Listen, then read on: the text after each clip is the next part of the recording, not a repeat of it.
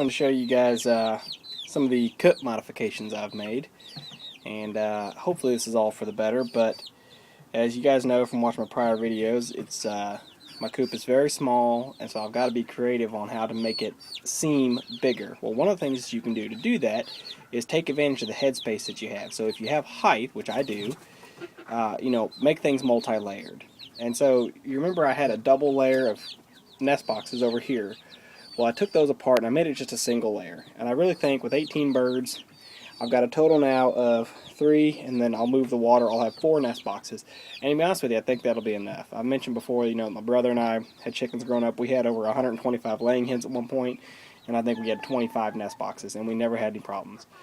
The birds, oddly enough, will actually crowd 2 and 3 birds to a nest box at a time and have other boxes open. So I don't really think it's going to be a problem. If I start finding they're laying eggs out in the run or somewhere where they shouldn't be, maybe I'll build them some more. But anyway, what this does is they were roosting, or the second set of nest boxes where they were roosting along that lip there. And so they were just, crapping on the upper nest boxes and not actually laying in them, so, which they're not laying eggs yet anyway, but I wanted to make them stop doing that. So now what I've done is just took off the top row and left that ledge there, so now that's the roost, and what that does is that makes the top of the bottom nest boxes become the poop board, and again I'll move the feeder as well. You can see they're not camera shy.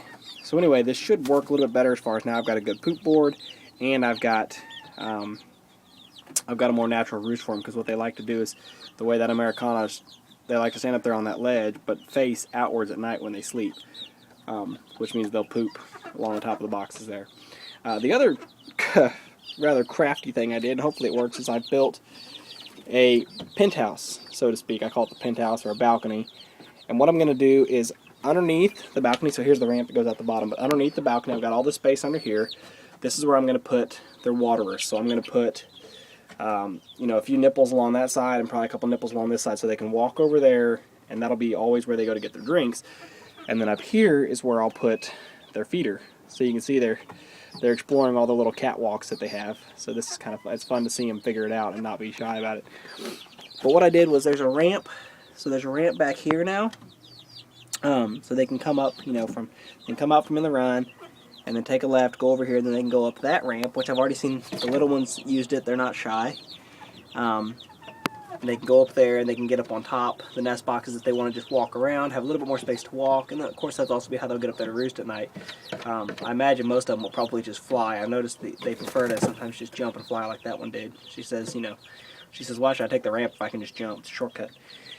And then, anyway, so they'll go up the ramp back there, and then come across here, and then be able to come across this little catwalk right here if that's what they so choose. So these two seem to be getting quite comfortable up here in the in the heat lamp. So anyway, what I'm going to do for now that I've got it put together, is I'm going to go ahead and move this feeder back over here into the balcony area, like I said, and then I'm going to get some wood chips in here and try to get some bedding in, because I took all the bedding and everything out today so that I can pull out the nest boxes, and of course to clean it. I've still got to actually fork out everything in the run itself, try to clean that up, but when I started forking out all that material and turning it up and loosening it, all birds came around and started scratching through it again, so I guess they don't want me to take it just yet.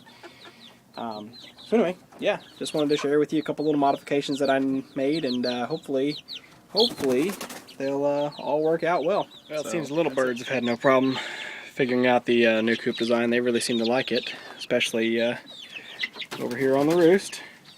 They're already sitting up there like a couple of the big girls. Now the big girls are all still out. It's kind of misty, rainy right now. The big girls are all still out. They don't mind it, but the little ones are in here wanting to be lazy and stay warm. But I hope this should work. When I went to put it all back together like a doofus, I left a gap on that end because I bulldozed up some bedding, so I didn't have it pushed in tight all the way. Well, when I did that, I went ahead and I set this next little piece of nest box here. I just set it right beside it. And then I anchored, there's screws right there on the base of that ramp, and there's screws right there at the top of that ramp.